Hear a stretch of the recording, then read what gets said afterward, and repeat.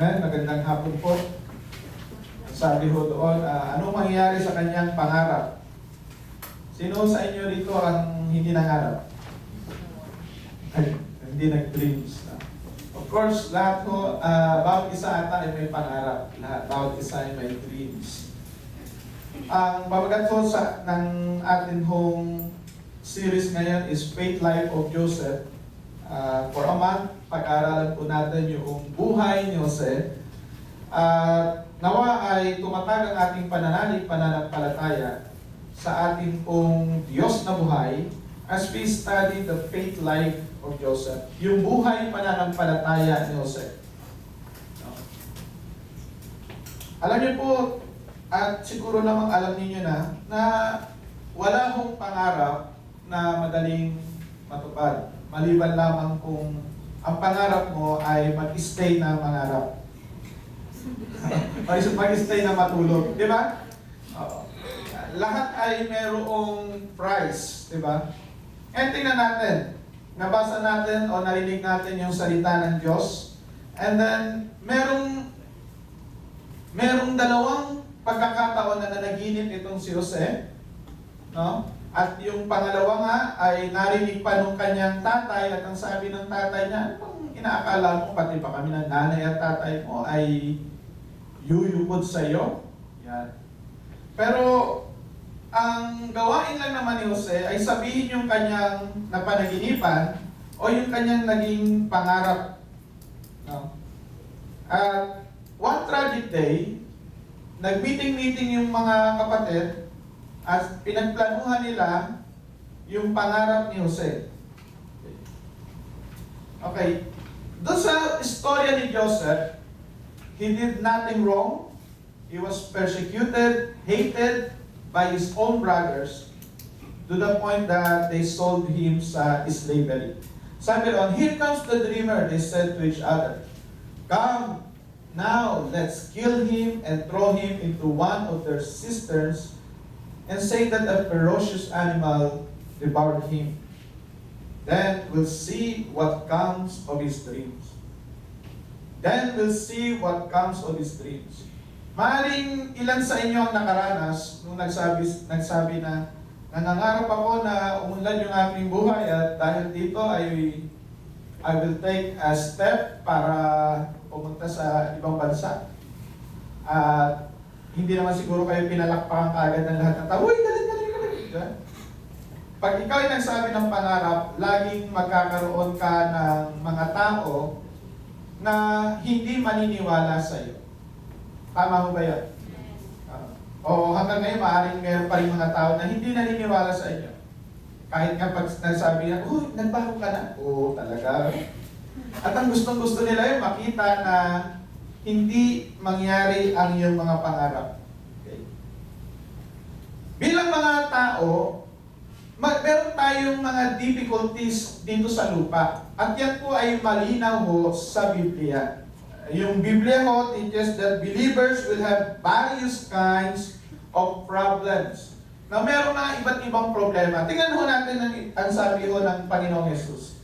Sabi niya rito, ang pangako niya, diba? Ito yung mga pangako na ayaw nating i-quote. Ano sabi niya? Here on earth, you will have many trials and sorrows, but take heart because I have overcome the world. No? Minsan, ang atin lamang gustong pakinggan ay yung second sentence. Take heart, I have overcome the world. Di ba? Pero, sinabi iyon ng Panginoong Yesus sa konteksto na habang ikaw ay nabubuhay dito, magkakaroon ka ng maraming sorrows. Diba? Maraming kalungkutan. Maraming trials. Hindi niya sinabi, you will have trials, but many trials and sorrows. At di lang sorrow, no? May S. Sorrow. Diba? Plural. And then, lahat naman ng tao ay makakaranas at nakakaranas niyo, whether believers or unbeliever. Lahat ng tao ay nakakaranas ng problema. No? kung paano ang Diyos ay nagpapakita ng kabutihan, pag nagpapakita siya ng kanyang pagpapala sa mga tao na mananampalataya man o hindi, ganun din yung sorrows and tribulation or trials. Nakakaranas po tayong lahat. Sabi dito, ang Diyos ay nagbibigay ng araw. Saan? Sa evil and good. Pag siya ay nagbigay ng ulan, hindi lang naman pinipili yung bahay ng gusto niyang paulanan, di ba? Lahat ay inuulanan. At dahil dito, masasabi natin, ang mga trials and problems are common to all people. Pero bilang mananampalataya, bagamat lahat ay common na magkakaroon ng problema, ang mananampalataya, meron pang ibang problemahin. Ang hirap itong i-share kasi biro mo, di ba? Minsan pag nag-share ka, alam mo ba, isusolve ng Lord ang lahat mong problema. Di ba? Minsan share mo yun eh. Kaya mo sinishare yun kasi talaga magkakaroon ka ng problema. Oo. Kaya sinasabi yun, alam mo ba, isusolve ng Lord ang problema mo dahil magkakaroon ka talaga ng problema. Magkakaroon tayo ng difficulties. Tingnan mo natin ito. Okay, basahin mo natin. We will receive attacks from the great enemy. Ha? Sino raw ho?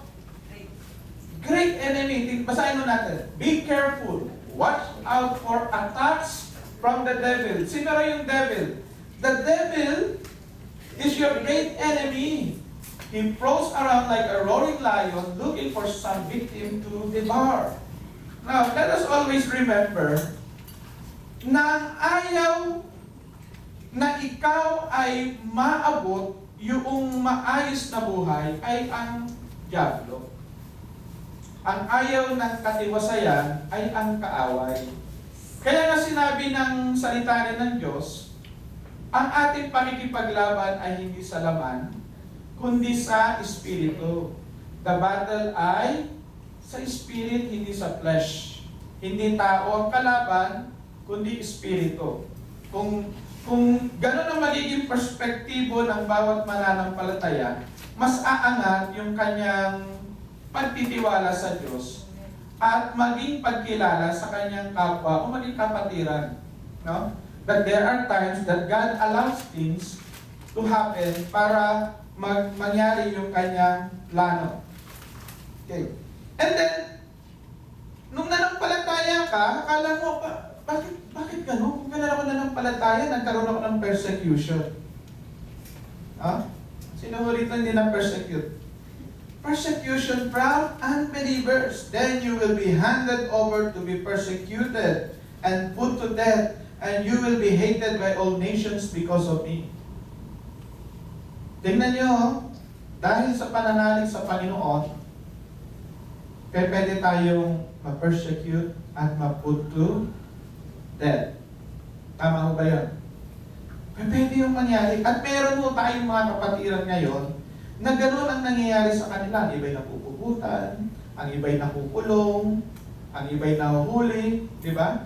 Bakit? Dahil sila'y nanalig sa Diyos. Dahil sila'y nanalig kay Jesus.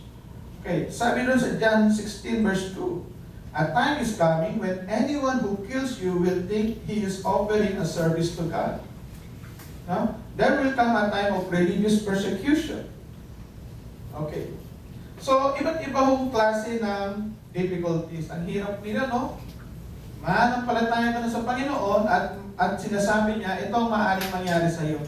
Pero, yung katotohanan na yon ang nagpapatatag sa ating pananampalataya. Na once na dumating na yon, hindi ka ngayon aligaga. Hindi ka ngayon nasasabi, ano ba itong nangyari sa akin? Kung kailan pa ako lumalapit sa Diyos, saka ako nilalapitan ng dyablo. Kasi nga, wala ka na sa Kanya. Aawayin ka ng dyablo kasi umalis ka na sa Kanyang kaharian eh. Then you will be a subject of the attack of the enemy. Noong hindi pa nangangarap si Jose, wala siyang atake sa kanyang mga kapatid.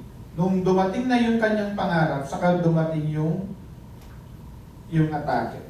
Okay. Pero, walang problema minsan Kung ang problema ay manggagaling sa labas, kunyari hinuli ka ng pulis dahil sa ikaw ay Kristiyano, sundalo, kasi sa ibang bansa ganun eh. Di ba?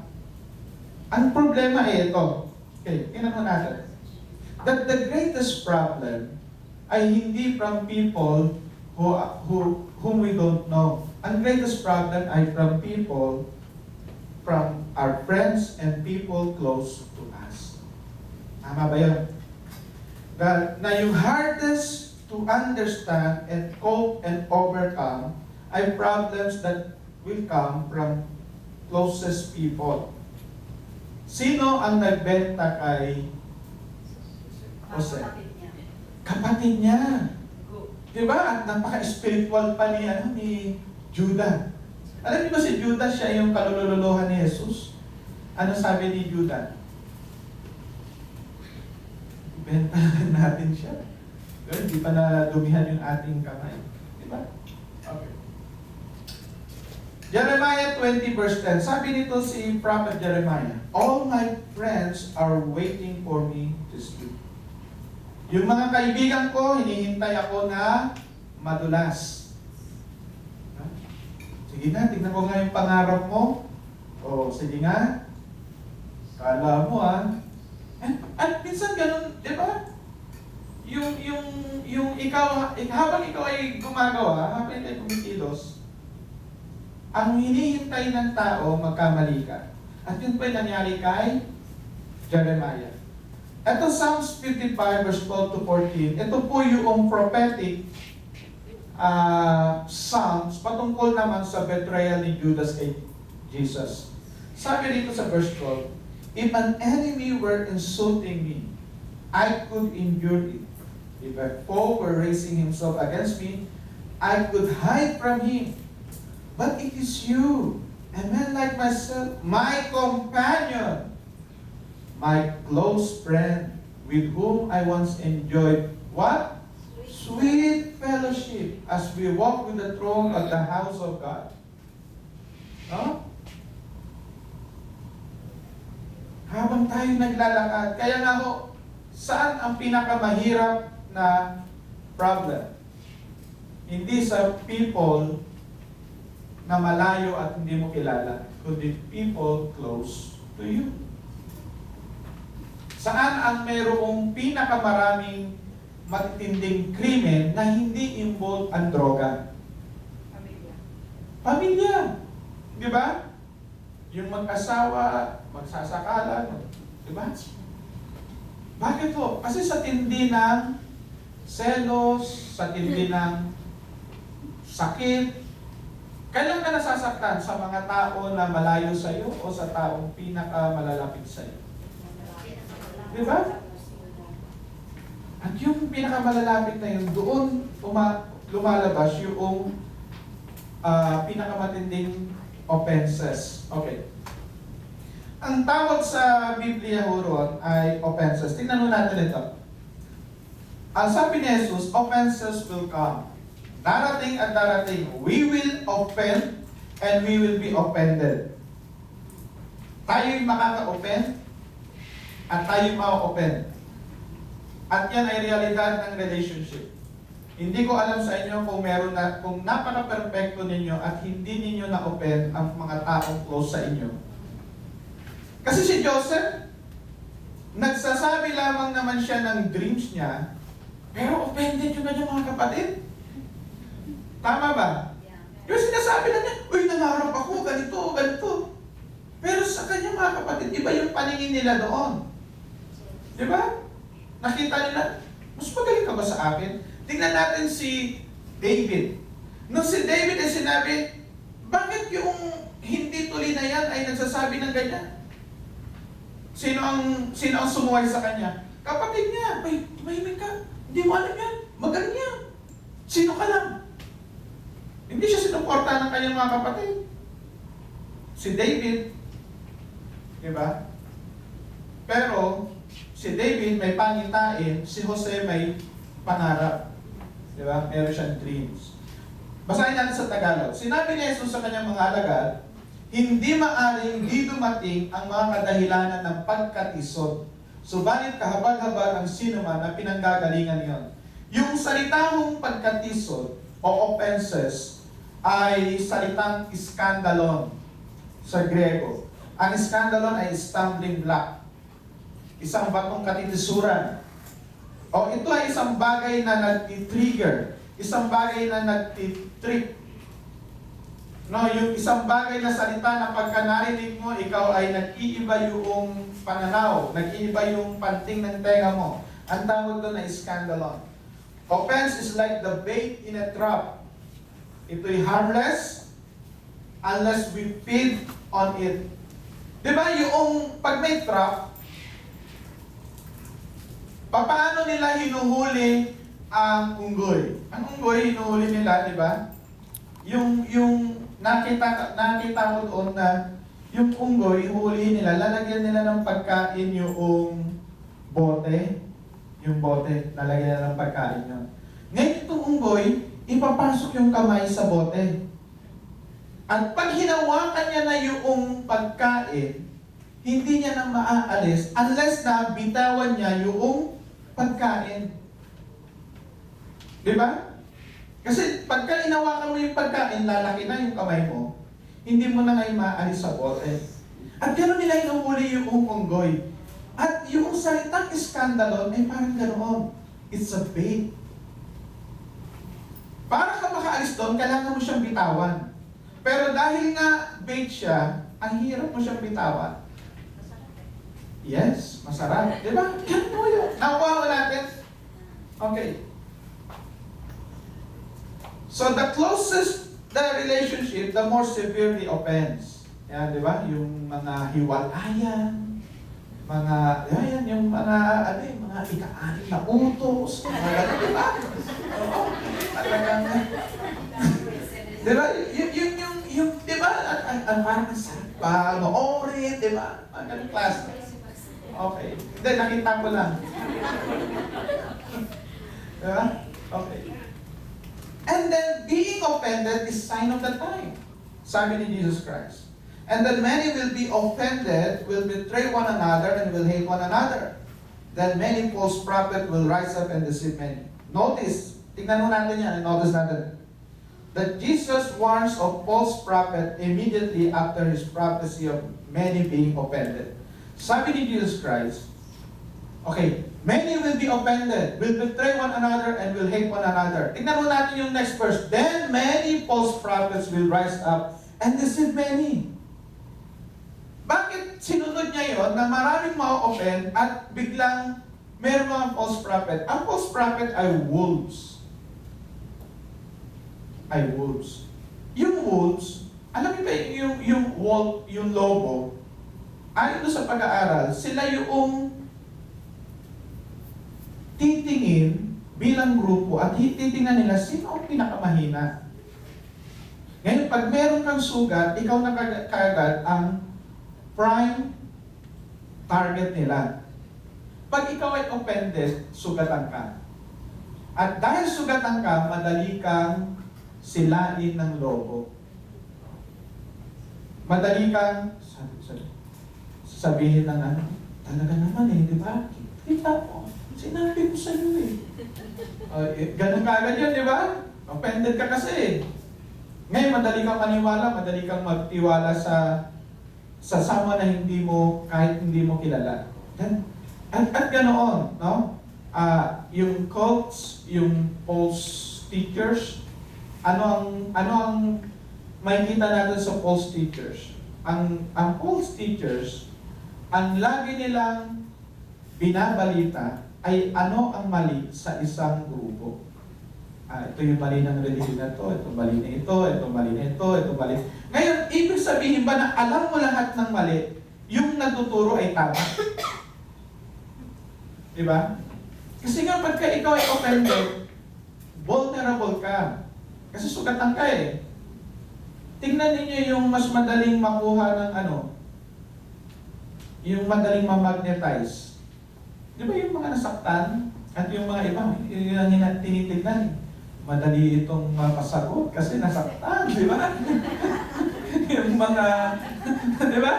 Oo, yung mga hindi pa makamove on, di ba? Madali yung mabilog ang ulo kasi nga, kailangan nila ng shoulder to cry on. Di ba? So, Jesus is saying that it is impossible to live life and don't have the opportunity to be offended. So, bilang mga mananampalataya, lagi natin tatandaan, we will be offended and we will be offending people. No? Si Pablo, naranasan yon. Yung mga mananampalataya, naranasan yun. Sila nga, oh, Panginoon, bakit yun? Mas malapit sa'yo. Tapos minsan nakakita sila, nagpapagaling. Oh, Panginoon, hindi naman natin kasama, nagpapagaling sa pangalan mo. Di ba? May mali ba ron? Wala naman, di ba? But yun po sinasabi ng kasulatan that na ma-encounter natin yung trap na yon, no? Ang tanong, how you will respond to offenses? How we will respond to offenses? Alam niyo ho, ang offenses are like, paano tayo magre-respond sa attacks? Ang ginagawa mo noon ng mga city, nagtatayo sila ng walls. Diba? Nagbibuild sila ng walls, and then, yung naglalagay sila ng isang gate na malakas. At yung makakapasok lamang doon sa gate, ay yung mga tao na hindi nila kalaban. And sometimes, ganun po ang ginagawa natin. We try to build walls so that hindi tayo maatake ng kaaway. At wala akong masama sa pag-build ng walls. But the problem with walls, na siyang iniisip natin protection, could also be our prison walls. Sabi dito sa Proverbs 18 verse 19, a brother offended is harder to be won than a strong city, and their contentions are like the bars of a castle. No? Yung pagka ni-root out natin yon, pagka yung offenses kasi pagka, ano yung pag yung offenses pagka dinidiligan nyo, wina-water natin, pinoprotect, tapos pinapakain natin yung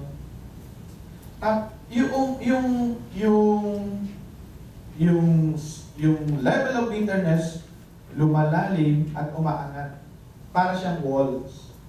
Yan, nasaktan ka. Yan, nasaktan tayo.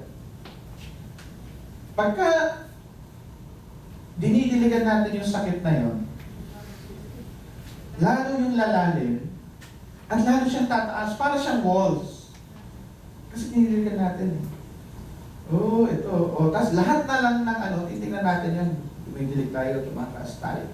Ngayon, ano ang mangyayari sa dreams natin once we do it? Ano mangyayari sa dreams natin? Mawawala yung mata natin doon sa finish. Sabi ni Jesus Christ, sabi ng Hebrews chapter 12, look unto Jesus, the author and the finisher of our faith. Pagka natuon yung attention mo doon sa offenses, ngayon, yung offenses you will feed doon sa offenses, you will feed doon sa bagay na yon, and then you will, mawawala ngayon ang mata mo doon sa spiritual things, doon sa spiritual goal, and then makikita mo ngayon, ang level mo ay nandoon sa baba, at ang tingin mo, ang kaaway ay tao. Hindi ngayon siya doon sa spiritual level, that our great enemy is the roaring lion. Nakuha natin? Ang sabi niya, it is, yung battle ay spirit, hindi siya flesh. Okay. So and then walls of protection can become prison walls. Paano yun? Pagka nagkaroon ng bitterness, nag-root yung bitterness. Sabi rin sa Hebrews 12 verse 15, looking diligently, lest any man fail of the grace of God, lest any root of bitterness springing up trouble you. Yung root of bitterness, yung root, lumalalim, and then springing up, at nagmumukha yung wall. Diba? At dahil doon, imbis na ikaw ay nakaproteksyon, kinukulong mo na ang sarili mo doon sa bitterness. Now, imagine Joseph. how different Joseph's story would have been if he had yielded to the sin of offense. Kung nagsabi siya, oh, offended ako. Ano bang klaseng pangarap na yan? Nangarap lang ako, tapos binenta pa ako. Di ba? Ano kayo mangyayari sa kanya? Huh? He lost all his inheritance. Na-lost niya yung kanyang mga kaanak. Akala nila patay na siya. Akala ng tatay patay na siya. Nawala yung kanyang malalapit na tao sa kanyang buhay. So, anong gagawin mo ngayon kung wala na yung mga tao malalapit sa iyong buhay? Sisirain mo ba ang buhay mo?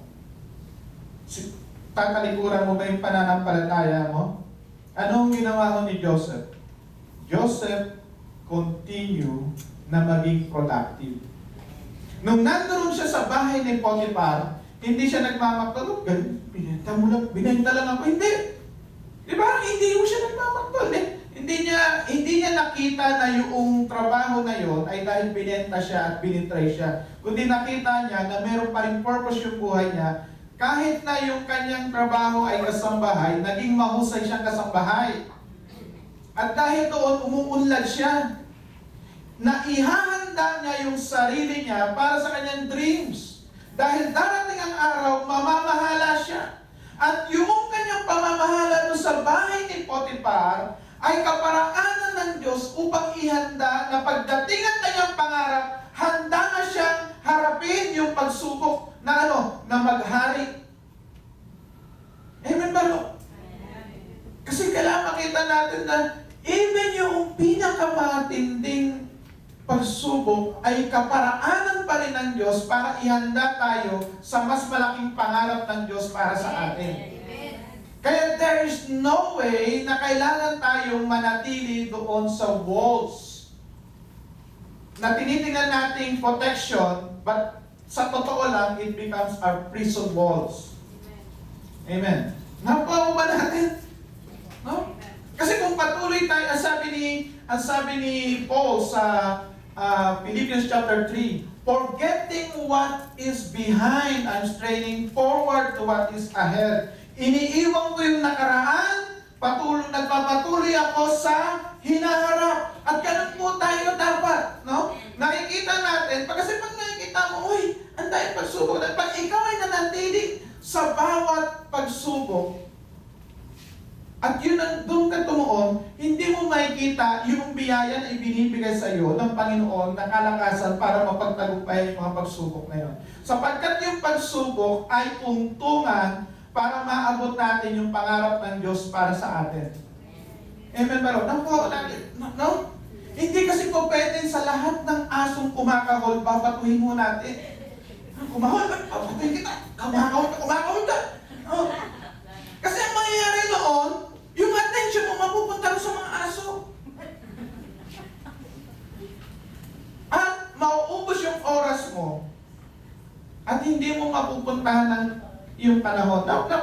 Sabi ni Theodore Roosevelt Si Theodore Roosevelt ang nagsabi nun. Nakalimutan ko lang i-quote word for word. Nakuha mo natin. No? Tingnan mo natin yung perspective ni Joseph. Nagkita na sila ngayon. Dumating ang panahon na nakita niya yung kanyang mga kapatid. Ito yung mga nagbenta sa akin. Ito yung gumulpi sa akin. Naghahari ako ngayon, nagmamakaawa sila sa akin ngayon. Anong gagawin mo? Yung bitterness mo ba ang paghaharian mo? O yung makita mo yung purpose ni God, why God allows things? Why God allow bad things to happen to good person? Bakit nangyari ito? Bakit binenta ni Judas si Jesus? Dahil ba hindi alam ng Panginoon? Bakit hindi pinababa ng Panginoong Diyos ang maraming anghel nung pinapako nila si Jesus? Dahil ba gusto niya lang masaktan si Jesus? O dahil sa laki ng pagmamahal niya sa atin? Amen. So sa lahat ng pagsubok, nawa makita natin, hindi mo nawala ang Diyos sa kanyang trono. Hindi mo siya nag-dethrone. No? Ang sabi ng salita ng Diyos, He uphold all things. Nakikita lang natin ay, yung pagsubok ngayon. Pero sa Diyos, ang nakikita niya yung kinabukasan. Yung next. Nakikita niya yung mangyayari. Kung minsan nakakala natin, bakit ako pinigilan? Bakit ako nahinto? Bakit kaya ka pinahinto? Dahil kung hindi ka magtutuloy, ay matitrain wreck ka. Nangyari yon sa isang author ng book, si R.C. Sproul. Nangyari na late sila sa trend.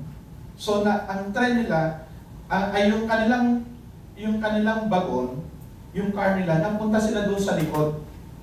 Hanggang madaling araw, bigla silang nakarinig ng matinding tunog. Nahulog si R.C. Sproul doon sa kanyang higaan. Yung trend kasi noon na may mga higaan. Okay. Sa akala lang niya, huminto lang bigla. Yung pala, yung trend na yon ay nadisgrasya dahil yung bridge na tumataas na ganon, tinamaan ng isang barko.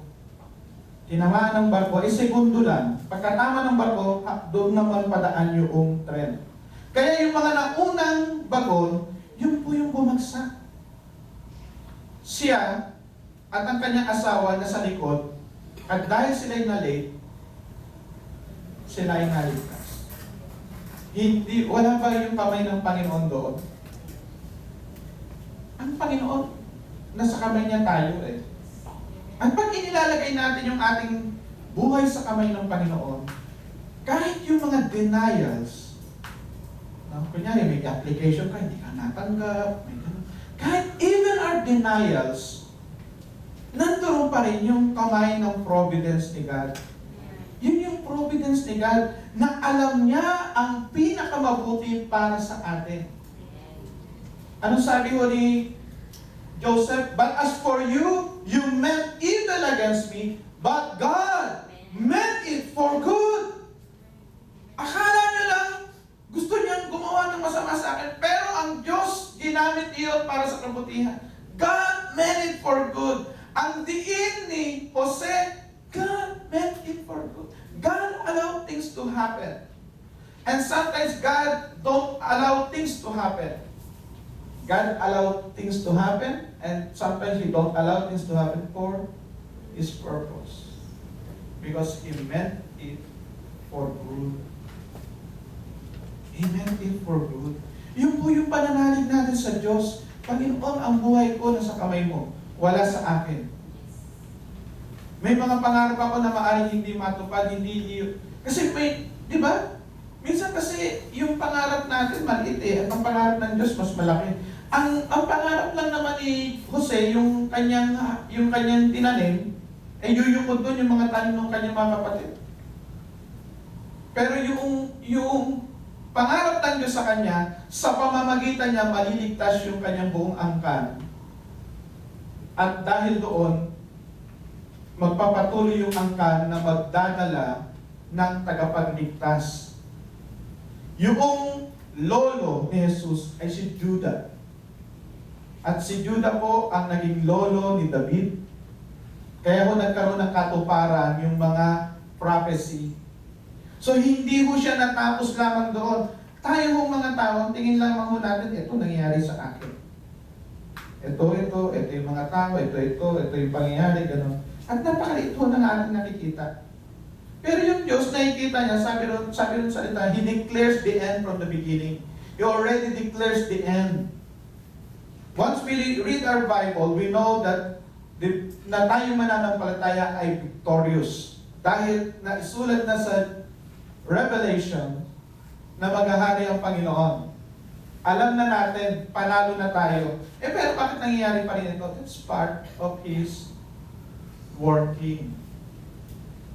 Meron pa rin working ang Panginoon doon. Bakit inalaw niya noon na bumagsak ang China sa komunismo? Bakit niya inalaw yun?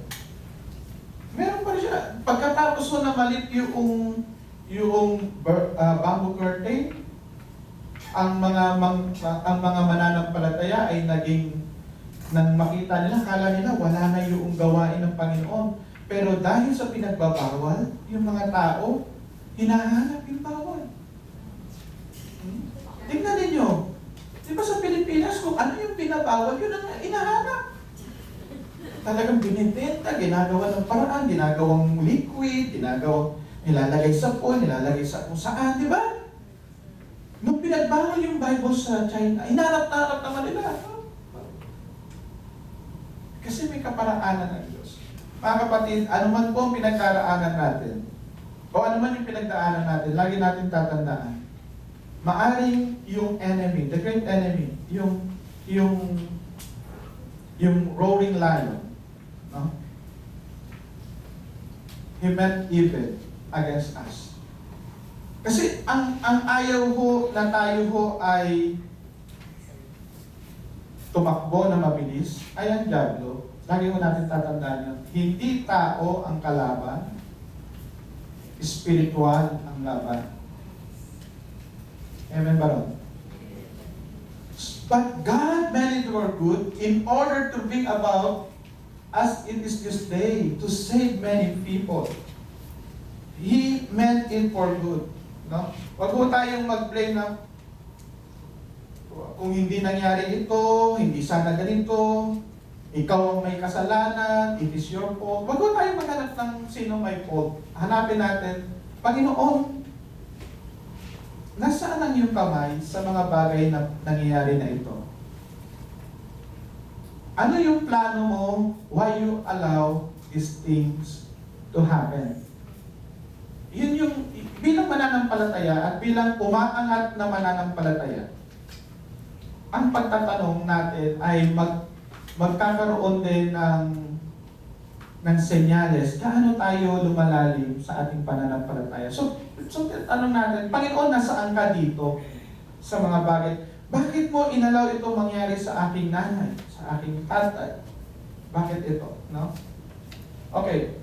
Ano ho ang ginawa ni Joseph? Joseph released his brothers. Nirelease niya yung kanyang mga kapatid. Ano sabi ron? Now therefore, do not be afraid. I will provide for you and your little ones. And he comforted them and spoke kindly to them. He released them. When we forgive, we release people. When we forgive, we release the power of God to bring good out of bad situation. Once we utter forgiveness, pinargive ni Joseph yung kanyang mga kapatid, hindi nung panahon na ito, kundi nung panahon pa lang na naibenta na siya. Ilang taong nakaraan yun.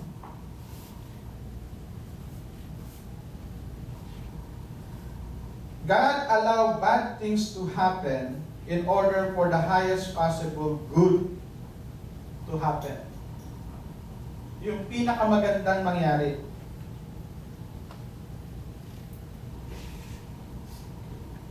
Doon din makikita na yung sabi huro sa Proverbs 19, yung good man, yung isang tao raw na maayos, tinitingnan niya yung offenses at